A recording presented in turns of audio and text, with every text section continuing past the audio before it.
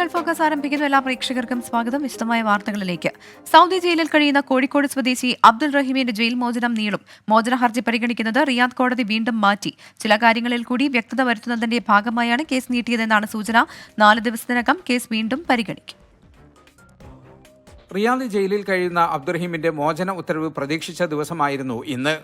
എന്നാൽ റിയാദിലെ ക്രിമിനൽ കോടതി ഇന്ന് കേസ് പരിഗണിച്ചെങ്കിലും വിധി പറയുന്നത് വീണ്ടും നീട്ടിവെക്കുകയായിരുന്നു. ഡിസംബർ 12 വ്യാഴാഴ്ചയാണ് കേസ് വീണ്ടും പരിഗണിക്കുന്നത്. സൗദി സമയം ഉച്ചയ്ക്ക് 12:30 കേസ് പരിഗണിക്കുക. ശുഭപ്രതീക്ഷയാണുള്ളതെന്ന് അബ്ദുറഹീമിന്റെ അഭിഭാഷകൻ ഒസാമ പറഞ്ഞു. They sent letter for Abdul Rahim for today, and now next appointment they give me the judgment. Like that important, they take a time for give it the judgment. Like that, inshallah, we are think the good news, inshallah, next appointment. അഭിഭാഷകന് പുറമെ അബ്ദുറഹീമും online വഴി ഇന്ന് കോടതിയിൽ ഹാജരായിരുന്നു. Indian embassy പ്രതിനിധി Yusuf Kakkanchery, power of attorney Siddique Thuvvur, advocate Rana തുടങ്ങിയവരും നടപടിക്രമങ്ങൾക്ക് സാക്ഷിയാകാൻ കോടതി പരിസരത്തെത്തിയിരുന്നു. സാങ്കേതിക പ്രശ്നങ്ങളാണ് കേസ് നീട്ടിവെക്കാൻ കാരണമെന്ന് റിയാദിലെ നിയമസഹായ സമിതി അറിയിച്ചു. സൗദി ബാലൻ കൊല്ലപ്പെട്ട കേസിൽ കഴിഞ്ഞ 18 വർഷത്തോളമായി സൗദി ജയിലിൽ കഴിയുന്ന അബ്ദുറഹീമിന്റെ വധശിക്ഷ കഴിഞ്ഞ ജൂലൈ 2 കോടതി റദ്ദാക്കി. മോചനദ്രവ്യമായ 15 മില്യൺ റിയാൽ കൈമാറുകയും കൊല്ലപ്പെട്ട സൗദി ബാലന്റെ കുടുംബം അബ്ദുറഹീമിന് മാപ്പ് നൽകുകയും ചെയ്തതോടെയാണ് വധശിക്ഷ റദ്ദാക്കിയത്. ഇനി ജയിൽ മോചനത്തിനായുള്ള കാത്തിരിപ്പിലാണ്. ജലീൽ കണമകലം, 24 ജിദ്ദ. അബ്ദുൾ റഹീമിന്റെ മോചനം വൈകുന്നതിൽ കുടുംബത്തിന് ആശങ്ക. പണം വാങ്ങി സൗദി ബാലന്റെ കുടുംബം മാപ്പ് നൽകിയിട്ടും മോചനം വൈകുന്നതിന്റെ കാരണം കണ്ടെത്തണമെന്ന് സഹോദരൻ നസീർ ആവശ്യപ്പെട്ടു. അടുത്ത സിറ്റിംഗിൽ മോചന ഉത്തരവുണ്ടാകുമെന്ന പ്രതീക്ഷയിലാണ് കേരളത്തിലെ അബ്ദുൾ റഹീം നിയമസഹായ സമിതി. റിയാദ് ക്രിമിനൽ കോടതി കേസ് പരിഗണിക്കുമ്പോൾ കുടുംബവും നാട്ടുകാരും ഉൾപ്പെടെ വലിയ പ്രതീക്ഷയിലായിരുന്നു. എന്നാൽ കഴിഞ്ഞ 3 തവണയും ഉണ്ടായത് ഇത്തവണയും ആവർത്തിച്ചു. കേസ് പരിഗണിക്കാനായി മാറ്റി. പബ്ലിക് പ്രോസിക്യൂട്ടർ ചില രേഖകൾ ആവശ്യപ്പെട്ടു. ഇത് നൽകാൻ കഴിയാതെ വന്നതോടെയാണ് കേസ് മാറ്റിയതെന്ന് റഹീം നിയമസഹായ സമിതി പ്രതികരിച്ചു.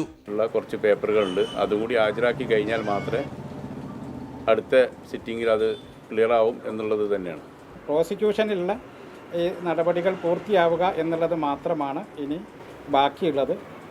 അത് ഈ വരുന്ന അവരുടെ സിറ്റിംഗിൽ തന്നെ അത് പൂർത്തിയാക്കാൻ കഴിയുമെന്നാണ് പ്രതീക്ഷിക്കുന്നത്. എന്തുകൊണ്ട് മോചന ഉത്തരവ് വൈകുന്നു എന്നത് അന്വേഷിക്കണമെന്ന് സഹോദരൻ നസീർ 24 പറഞ്ഞു. കുടുംബം മാപ്പ് കൊടുത്തു, ക്യാഷ് കൊടുത്തതിന് ശേഷം മാപ്പ് കൊടുത്തു, കോടതി റദ്ദും ചെയ്തു. എന്നിട്ട് നീണ്ടു പോകുന്നത് എന്താന്നുള്ളത് ഒരു അന്വേഷണവുമായി അന്വേഷിക്കണം എന്നുള്ളതിൻ്റെ നമ്മളെ കുടുംബത്തിൻ്റെ ഒരു അഭിപ്രായം വരുന്നത്. പണം വാങ്ങി സൗദി ബാലന്റെ കുടുംബം മാപ്പ് നൽകിയിട്ടും മോചനം വൈകുന്നതിലാണ് കുടുംബത്തിന്റെ ആശങ്ക. കേന്ദ്ര സംസ്ഥാന സർക്കാരുകളും റഹീം നിയമസഹായ സമിതിയും വിഷയത്തിൽ ഇടപെടണമെന്നും റഹീമിന്റെ കുടുംബം ആവശ്യപ്പെട്ടു. 24 കോഴിക്കോട്. സിറിയൻ തലസ്ഥാനമായ ഡമാസ്കസ് വിമതർ പിടിച്ചെടുത്തതിനെ തുടർന്ന് രാജ്യം വിട്ട പ്രസിഡന്റ് ബഷാർ അൽ അസദ് റഷ്യയിലെന്ന് റിപ്പോർട്ട്. അസദിനും കുടുംബത്തിനും റഷ്യ അഭയം നൽകിയെന്ന് റഷ്യൻ മാധ്യമമായ TASS റിപ്പോർട്ട് ചെയ്തു. നേരത്തെ പ്രസിഡന്റിന്റെ വിമാനം കാണാതായെന്നും ലബനീസ് അതിർത്തിയിൽ തകർന്നു വീണെന്നും റിപ്പോർട്ടുകൾ വന്നിരുന്നു. ഇതിന് പിന്നാലെയാണ് റഷ്യയുടെ സ്ഥിരീകരണം. സിറിയയുടെ നിയന്ത്രണം പിടിച്ചെടുത്തതോടെ HTS നേതാവ് അബു മുഹമ്മദ് അൽ ജുലാനി രാജ്യത്തെ അഭിസംബോധന ചെയ്തു. സിറിയയിലെങ്ങും വ്യാപക അക്രമമാണ് നടക്കുന്നത്. പശ്ചിമേഷ്യൻ സംഘർഷം ഇന്ത്യ ഉൾപ്പെടെയുള്ള മുഴുവൻ രാജ്യങ്ങളെയും ബാധിക്കുന്നതായി വിദേശകാര്യമന്ത്രി S. ജയശങ്കർ 2024 ദോഹ ഫോറത്തിൽ സംസാരിക്കുകയായിരുന്നു ഇന്ത്യൻ വിദേശകാര്യമന്ത്രി. ദോഹ ഫോറത്തിൽ രാഷ്ട്രീയകാര്യ ചർച്ചകൾക്കുള്ള പ്രത്യേക സെഷനിലാണ് മിഡിൽ ഈസ്റ്റിലെ സംഭവവികാസങ്ങളിൽ ഇന്ത്യൻ വിദേശകാര്യമന്ത്രി S. ജയശങ്കർ ആശങ്ക പങ്കുവച്ചത്. ഖത്തർ പ്രധാനമന്ത്രിയും വിദേശകാര്യമന്ത്രിയുമായ Sheikh Mohammed bin Abdul Rahman al താനി, നോർവീജിയൻ വിദേശകാര്യമന്ത്രി എസ്പെൻ ബാർത്തീദെ എന്നിവരും ചർച്ചയിൽ പങ്കെടുത്തു. ഗസ മുനമ്പിലെ യുദ്ധത്തെ തുടർന്ന് മിഡിൽ ഈസ്റ്റ് മേഖലയിൽ സംഭവിക്കുന്ന കാര്യങ്ങൾ ഇന്ത്യ ഉൾപ്പെടെ എല്ലാ രാജ്യങ്ങളെയും ബാധിക്കുന്നതായി ഡോക്ടർ S. ജയശങ്കർ പറഞ്ഞു. ഭൂമിശാസ്ത്രപരമായി ഇന്ത്യ മിഡിൽ ഈസ്റ്റിൽ നിന്ന് ഏറെ അകലെയാണെങ്കിലും 5 ദശലക്ഷം ഇന്ത്യക്കാർ താമസിക്കുന്ന മെഡിറ്ററേനിയൻ രാജ്യങ്ങളുമായി ഇന്ത്യക്ക് വളരെ അടുപ്പമുണ്ട്. ഗൾഫിൽ 10 ദശലക്ഷത്തിലധികം ഇന്ത്യക്കാർ താമസിക്കുന്നതിനൊപ്പം ഏകദേശം $80 ബില്യൺ വ്യാപാര ഇടപാടുകൾ ഇപ്പോൾ $180 ബില്യൺ എത്തിയതായും ഡോക്ടർ S. ജയശങ്കർ ചൂണ്ടിക്കാട്ടി. We have 10 million Indians here and maybe about $180 billion of trade. Now, why do I mention that?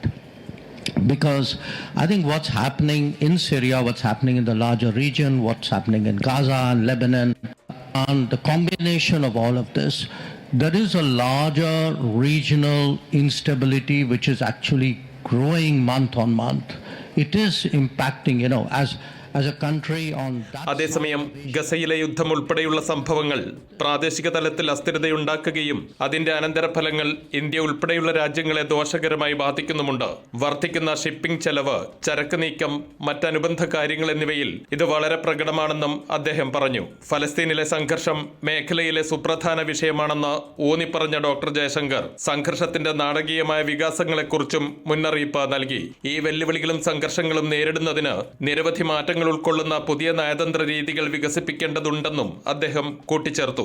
അതേസമയം സിറിയയിൽ ബഷർ അൽ അസദിനെ താഴെയിറക്കിയ അട്ടിമറി നീക്കങ്ങളും ദോഹ ഫോറത്തിൽ ചർച്ചയായി. ബഷർ അൽ അസദ് തന്റെ ജനങ്ങളുമായി ഇടപഴകുന്നതിൽ പരാജയപ്പെട്ടു എന്നും അഭയാർത്ഥികളുടെ തിരിച്ചുവരവ് പോലുള്ള പ്രശ്നങ്ങൾ പരിഹരിക്കാൻ അദ്ദേഹത്തിന് കഴിഞ്ഞില്ലെന്നും ഖത്തർ വിദേശകാര്യമന്ത്രിയും പ്രധാനമന്ത്രിയുമായ Sheikh Mohammed bin Abdul Rahman al Thani കുറ്റപ്പെടുത്തി. തന്റെ ജനങ്ങളുമായി ഇടപഴകാനും ബന്ധം പുനഃസ്ഥാപിക്കാനും ലഭിച്ച അവസരങ്ങൾ അസദ് ഉപയോഗിച്ചില്ല. അഭയാർത്ഥികളുടെ തിരിച്ചുവരവിനോ സ്വന്തം ആളുകളുമായി അനുരഞ്ജനത്തിനോ ഉള്ള ഒരു ശ്രമവും ഒരിക്കലും അദ്ദേഹത്തിൽ നിന്നുണ്ടായിട്ടില്ലെന്നും ഖത്തർ പ്രധാനമന്ത്രി ചൂണ്ടിക്കാട്ടി. Anwar Paleri, 24, Doha. Israel Hezbollah സംഘർഷത്തെ തുടർന്ന് താൽക്കാലികമായി നിർത്തിവച്ചിരുന്ന ഖത്തർ ലബനൻ വിമാന സർവീസുകൾ തിങ്കളാഴ്ച പുനരാരംഭിക്കുമെന്ന് ഖത്തർ എയർവേസ് അറിയിച്ചു. സുരക്ഷ കണക്കിലെടുത്ത് കഴിഞ്ഞ സെപ്റ്റംബറിൽ ബെയ്റൂട്ടിലെ റാഫിക് ഹരീരി അന്താരാഷ്ട്ര വിമാനത്താവളത്തിലേക്കും തിരിച്ചുമുള്ള വിമാന സർവീസുകൾ നിർത്തിവച്ചിരുന്നു.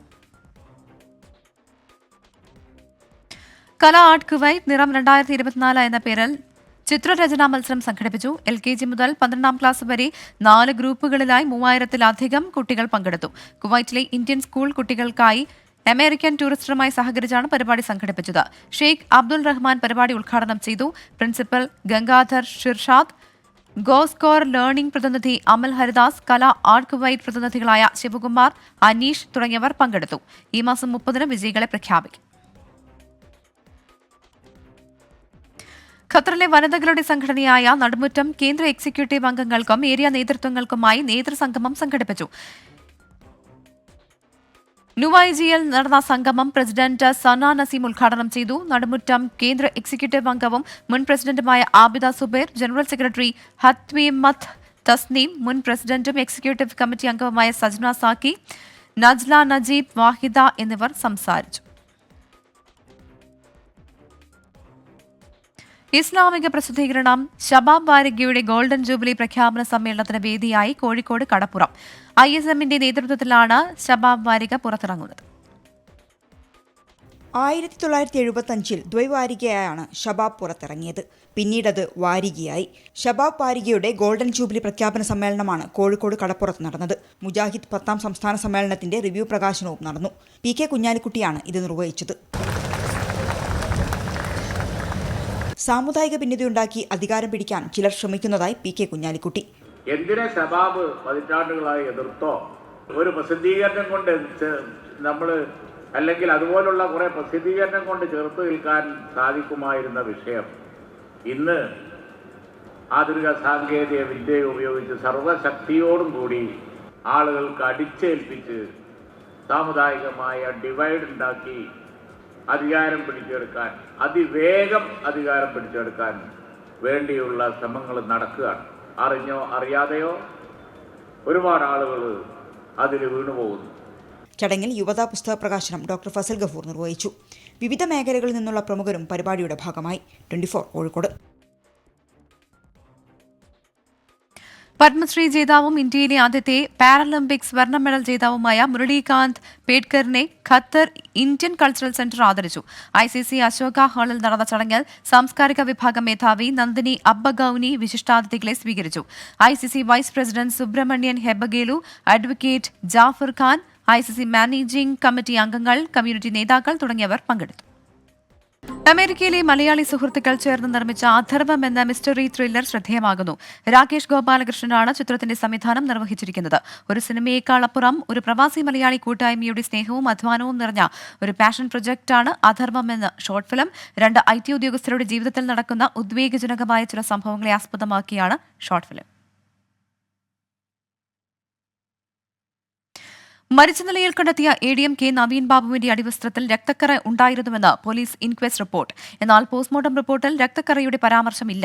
ഇക്കാര്യം ഉന്നയിച്ച് പോസ്റ്റ്മോർട്ടം ചെയ്ത ഡോക്ടർക്കെതിരെ കെ നവീൻ ബാബുവിന്റെ കുടുംബം രംഗത്തെത്തി.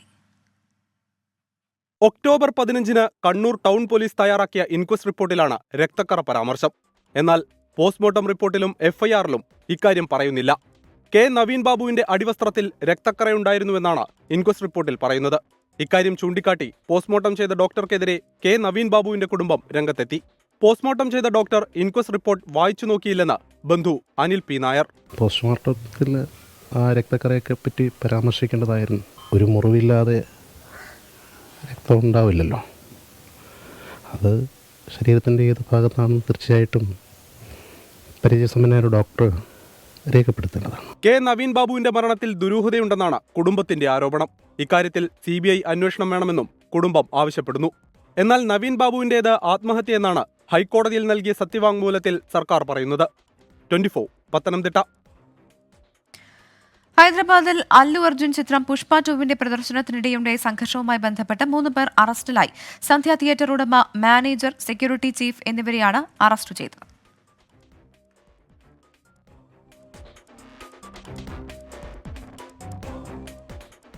മതാടിസ്ഥാനത്തിൽ IAS ഉദ്യോഗസ്ഥരുടെ വാട്സ്ആപ്പ് ഗ്രൂപ്പ് ഉണ്ടാക്കിയ സംഭവത്തിൽ കെ ഗോപാലകൃഷ്ണന്റെ ഉദ്ദേശം ദുരൂഹമെന്ന് വ്യക്തമാക്കി പോലീസ്. സർക്കാരിന് കൈമാറിയ അന്വേഷണ റിപ്പോർട്ട് 24 പുറത്തുവിട്ടു. കെ ഗോപാലകൃഷ്ണന്റെ പ്രവൃത്തികളിൽ അടിമുടി ദുരൂഹതയെന്ന് റിപ്പോർട്ടിൽ അക്കമിട്ട് പറയുന്നുണ്ട്. 24 എക്സ്ക്ലൂസീവ്.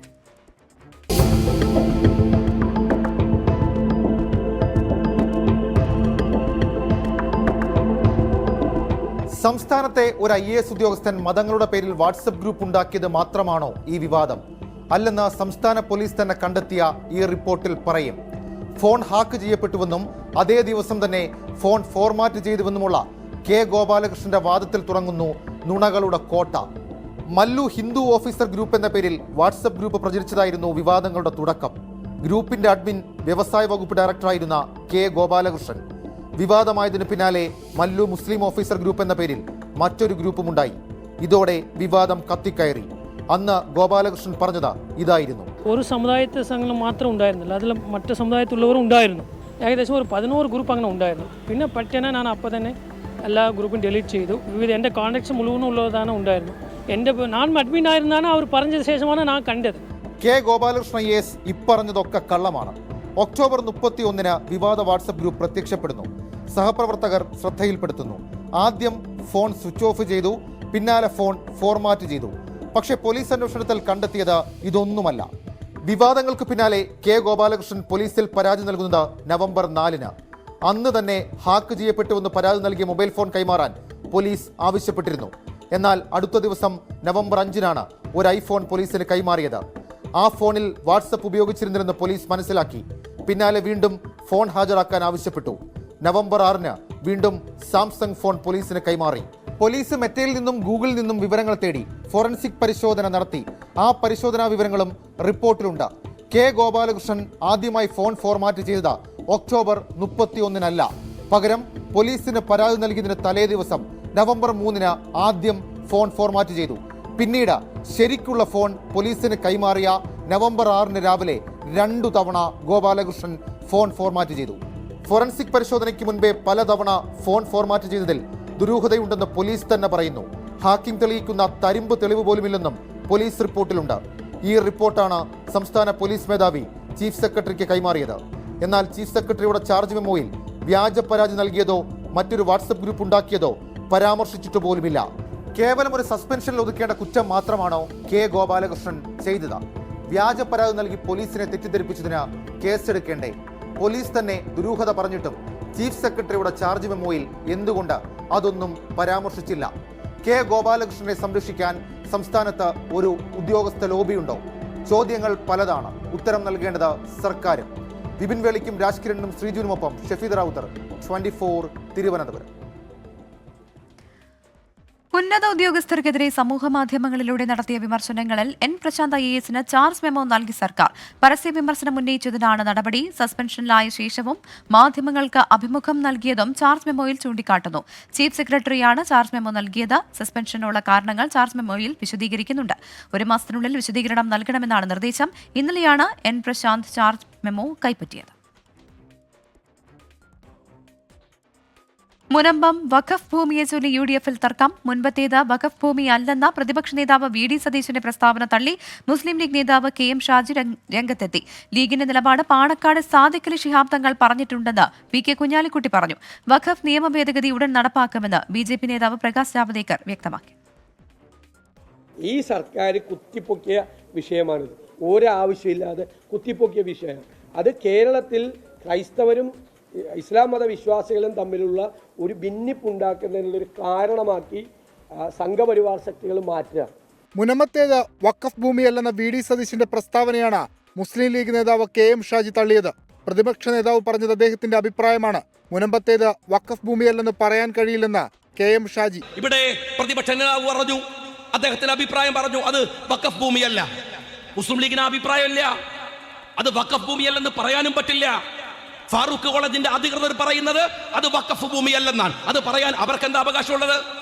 മുനമ്പം വിഷയത്തിൽ ലീഗിന്റെ നിലപാട് പാണക്കാട് സാദിഖ് അലി ശിഹാബ് തങ്ങൾ വ്യക്തമാക്കിയിട്ടുണ്ടെന്ന് പറഞ്ഞ് PK കുഞ്ഞാലിക്കുട്ടി KM ഷാജിയെ തിരുത്തി. ലീഗിന്റെ അഭിപ്രായം സാദിഖ് അലി ശിഹാബ് തങ്ങൾ ഒരിക്കൽ പറഞ്ഞ അതിൽ മാറ്റമൊന്നും വരില്ല. കമ്മ്യൂണൽ ഡിവൈഡ് ഉണ്ടാക്കാൻ വേണ്ടി BJPയും ഇടതുപക്ഷവും രാഷ്ട്രീയമായ ലക്ഷ്യം വെച്ച് കൊണ്ടുനടക്കുന്ന ഒരു വിഷയത്തിൽ നിങ്ങളാരും പാർട്ടി ആവണ്ട, അത് അധികം കോൺട്രവേഴ്സി ഉണ്ടാക്കാൻ ഉപയോഗിക്കണ്ട എന്നാണ് എൻ്റെ അഭിപ്രായം. വിഷയത്തിൽ UDF-നെയും LDF-നെയും കുറ്റപ്പെടുത്തി BJP നേതാക്കൾ രംഗത്തെത്തി. വഖഫ് നിയമ ഭേദഗതി മാത്രമാണ് പ്രശ്നപരിഹാരം. മോദി സർക്കാർ അത് ഉടൻ നടപ്പാക്കുമെന്ന് പ്രകാശ് ജാവദേക്കർ. മുനമ്പത്തെ റിലേ നിരാഹാര സമരം 57-ാം ദിവസത്തിലേക്ക് കടന്നു. മുനമ്പം ജുഡീഷ്യൽ കമ്മീഷൻ അടുത്ത മാസം സ്ഥലം സന്ദർശിക്കും. 24 കൊച്ചി. 6ാം വാർഷിക ആഘോഷം പ്രേക്ഷകർക്കൊപ്പം ഗംഭീരമാക്കി 24. ജനകീയ വിഷയങ്ങൾ ഏറ്റെടുത്ത് പുതിയ കാലത്തിന്റെ മാറ്റങ്ങൾ സാധ്യമാക്കി 24 ഇനിയും മുന്നോട്ട്.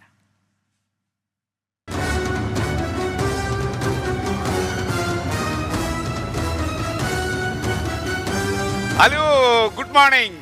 ലോകമെമ്പാടും ഇരുന്ന് ഈ 6ാം വാർഷിക നിറവ് നിൽക്കുന്ന 24ന്റെ ഈ പ്രഭാത സംപ്രേഷണം കാണാൻ തയ്യാറായിരിക്കുന്ന എല്ലാ പ്രേക്ഷകരെയും വർദ്ധിത വീര്യത്തിൽ വളരെ ആത്മാർത്ഥതയോടെ ഞാൻ സ്വാഗതം ചെയ്യുന്നു.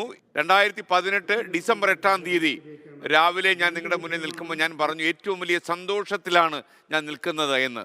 6 കൊല്ലം കഴിയുമ്പോഴും അതേ സന്തോഷത്തിൽ പ്രേക്ഷകരോട് ഞാൻ സംസാരിക്കുന്നു. പ്രേക്ഷകർ ഒരുപാട് വളർന്നു, 24ഉം ഒരുപാട് വളർന്നു. മണിയുടെ 12K വിസ്താര സ്റ്റുഡിയോയിൽ 24 ചീഫ് എഡിറ്റർ R ശ്രീകണ്ഠൻ നായരുടെ നേതൃത്വത്തിൽ അവതാരകർ അണിനിരന്നു. 6 വർഷത്തെ 24ന്റെ യാത്രയെ ചേർത്തു നിർത്തിയ പ്രേക്ഷകർക്കുള്ള കാഴ്ച വിരുന്നായിരുന്നു ഇന്നത്തെ good morning with R Sreekandan Nair.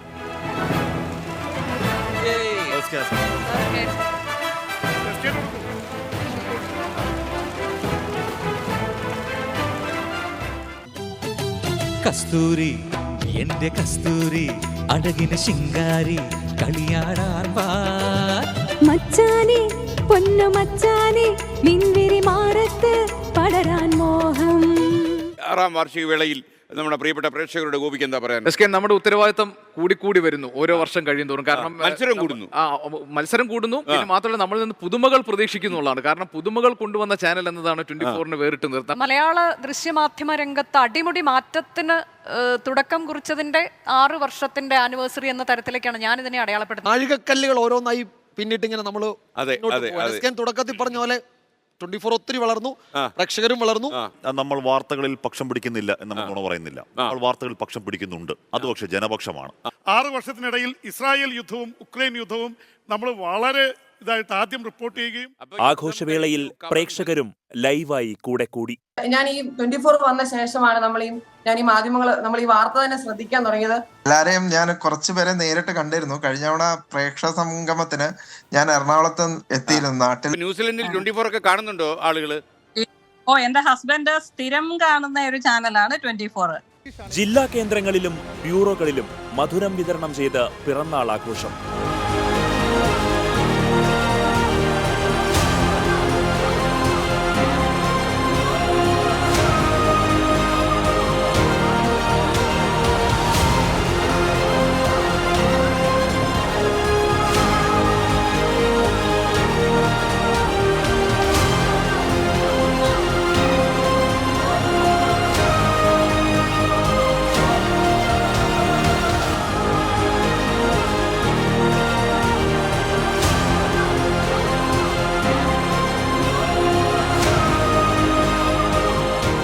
Tirur മാർക്കറ്റിൽ 24-ന് സർപ്രൈസ് സമ്മാനമൊരുക്കി തൊഴിലാളികൾ.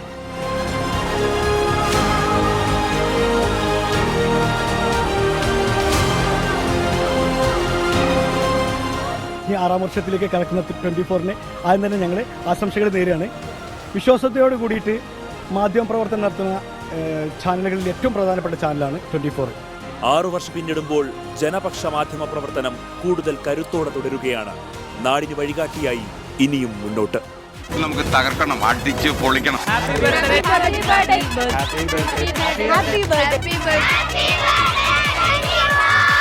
വിശ്വാസ്യതയുടെ 6 വർഷങ്ങൾ. 6ാം ടീം 24.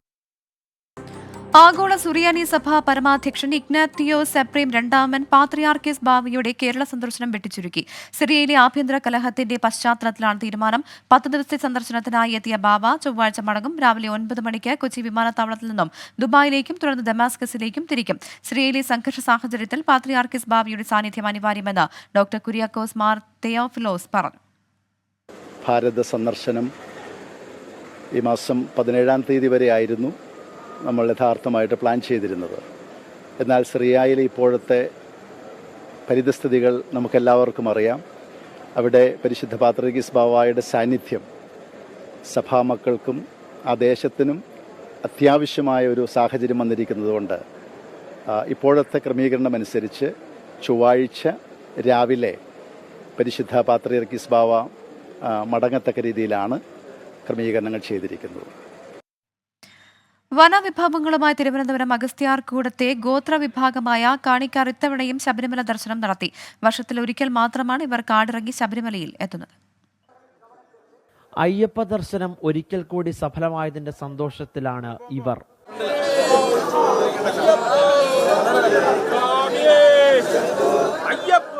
വലിയൊരു സംഘമായാണ് ഇവർ ശബരിമല ദർശനത്തിനെത്തിയത്. കന്നിസ്വാമിമാരും മാളികപ്പുറങ്ങളുമടക്കം 150 പേർ. പൂർവാചാരപ്രകാരം മുളങ്കുറ്റിയിൽ നിറച്ച കാട്ടുതേൻ, കാട്ടിൽ വിളഞ്ഞ കദളിക്കുല, കരിമ്പ്, കാട്ടുകുന്തിരിക്കം, മുളയിലും ഈറ്റയിലും ചൂചലിലും തീർത്ത പൂക്കുടകൾ, പെട്ടികൾ എന്നിങ്ങനെ വൈവിധ്യമാർന്ന തരത്തിലുള്ള വിഭവങ്ങളാണ് അയ്യപ്പന് സമർപ്പിച്ചത്.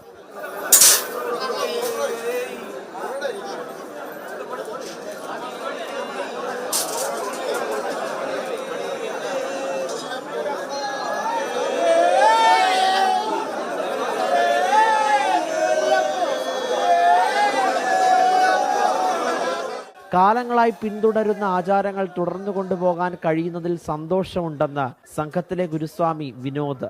നൂറ്റാണ്ടുകളായി ആദിവാസി സമൂഹം പിന്തുടർന്നു വരുന്ന ഒരു കാര്യമാണ്. വർഷങ്ങൾക്ക് മുമ്പ് കാൽനടയായി തന്നെ ആദിവാസി മൂപ്പന്മാർ ശബരിമല എന്ന കാനന ക്ഷേത്രത്തിൽ വരികയും വനവിഭവങ്ങളായ ചെറുതേന്, കാട്ടുകുന്തിരിക്കം, കാട്ടിലെ കദളിക്കൊല തുടങ്ങിയ ഈറ്റയിലും ചൂരയിലും തീർത്ത പെട്ടി, കുട്ട, പൂവട്ടികൾ ഇങ്ങനെ പലവിധ സാധനങ്ങൾ അയ്യപ്പസ്വാമിക്ക് കാഴ്ചവെച്ചിരുന്നു. അതിനെ പിൻപറ്റി അവരുടെ പിൻതലമുറക്കാരും ആ ആചാരം ഇന്നും മുറതെറ്റാതെ തന്നെ വളരെ കൃത്യമായി നടക്കുന്നു. കൂട്ടത്തിലെ പലരും ഇനി മണ്ഡലകാലത്താകും കാടിറങ്ങുക. 24 സന്നിധാനം. ഫോക്കസ് പൂർണ്ണമാകുന്നു.